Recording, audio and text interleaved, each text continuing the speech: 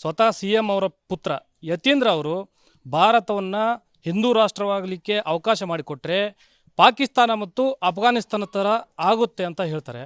ಇದರ ಬಗ್ಗೆ ಪ್ರಮೋದ್ ಮುತಾಲಿಕ್ ಅವರ ಶ್ರೀರಾಮ್ ಸೇನೆಯ ನಿಲುವೇನು ಸರ್? ನೋಡಿ, ಅಫ್ಘಾನಿಸ್ತಾನ್ ಪಾಕಿಸ್ತಾನ್ ಇಡೀ ಜಗತ್ತಿಗೆ ಕಂಟಕ ಆಗಿದೆ. ಸೊ ಅಲ್ಲಿ ಇರುವಂಥ ವಾತಾವರಣ, ಅಲ್ಲಿರುವಂಥ ಭಯೋತ್ಪಾದನೆ, ಅಲ್ಲಿರುವಂಥ ಜನರ ಜೀವನ ಎಷ್ಟು ನರಕ ಆಗಿದೆ ಅಂತನ್ನೋದು ಜಗತ್ತಿಗೆ ಗೊತ್ತು. ಭಾರತ ಆ ರೀತಿ ಎಲ್ಲೂ ಆಗಿಲ್ಲ, ಯಾವ ಪ್ರದೇಶದಲ್ಲೂ ಆಗಿಲ್ಲ, ಆಗುವುದೂ ಇಲ್ಲ.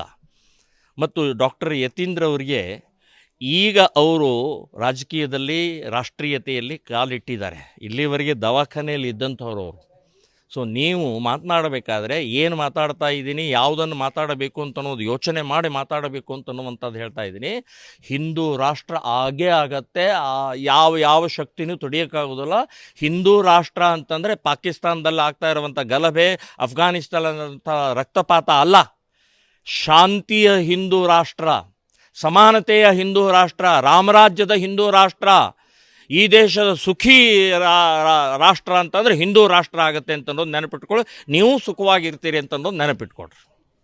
ಇದಿಷ್ಟು ಶ್ರೀರಾಮ್ ಸೇನೆಯ ಮುಖ್ಯಸ್ಥರಾಗಿರುವಂತಹ ಪ್ರಮೋದ್ ಮುತಾಲಿಕ್ ಅವರ ಮಾತು. ಒಂದು ಕಡೆ BK ಹರಿಪ್ರಸಾದ್ ಅವರ ಹೇಳಿಕೆ ಜೊತೆಗೆ ಡಾಕ್ಟರ್ ಯತೀಂದ್ರ ಅವರ ಹೇಳಿಕೆಗೆ ಪ್ರತಿಕ್ರಿಯೆಯನ್ನು ನೀಡಿರ್ತಕ್ಕಂಥದ್ದು. ಯಾವುದೇ ಕಾರಣಕ್ಕೂ ಭಾರತ ಹಿಂದೂ ರಾಷ್ಟ್ರ ಆಗೇ ಆಗುತ್ತೆ ಅಂತಕ್ಕಂಥ ಸ್ಪಷ್ಟವಾದಂಥ ಪ್ರತಿಕ್ರಿಯೆಯನ್ನು ಮುತಾಲಿಕ್ ಅವರು ನೀಡ್ತಾ ಇದ್ದಾರೆ. ಕ್ಯಾಮ್ರಾ ಪರ್ಸನ್ ವಿನಾಯಕ್ ಪೂಜಾರ್ ಜೊತೆ ಪ್ರಕಾಶ್ ಹಿರೇಮಠ, ರಿಪಬ್ಲಿಕ್ ಕನ್ನಡ, ಹುಬ್ಬಳ್ಳಿ.